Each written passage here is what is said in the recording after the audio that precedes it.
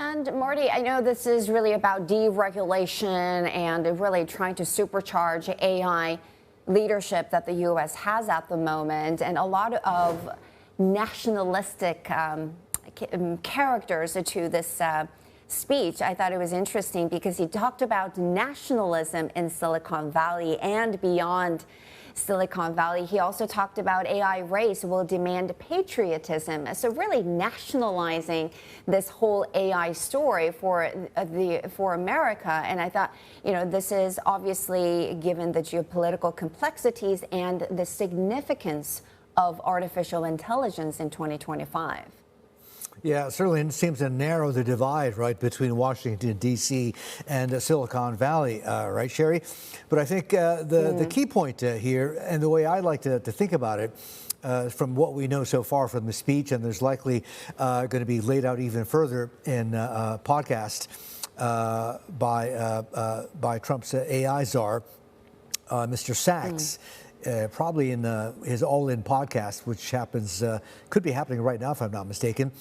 The way I like to think of it is the strategy has changed. It's no longer deny, it's dominate, right? I think they're trying to take the game to China. This is something we've talked about with guests and between ourselves as well, trying to figure out, well, hold on, 3 months after saying H-20 ships can't go into China, Trump decides, for the sake of rare earths, getting Chinese rare earths. Okay, they can go back in.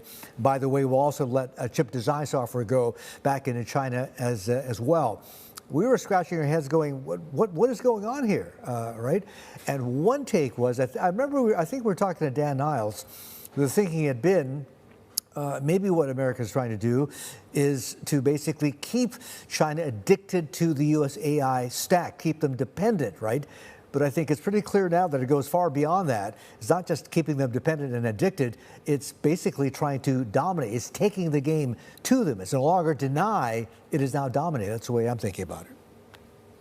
Yeah, it's really the U.S. are trying to set standards at this point, really lock in a lot of these countries, including China, in their AI ecosystem. And then I think going forward, this is going to be largely a power story because a lot of mentions about the data centers and the power these data centers will need here. So they're saying, this administration is saying that they're going to make it easier, faster for tech companies to build data centers. And of course, the deregulation is a big layer in all this. So we'll be watching out for that particular story. And that has market implications going forward, Marty. Absolutely. Yeah. Talk about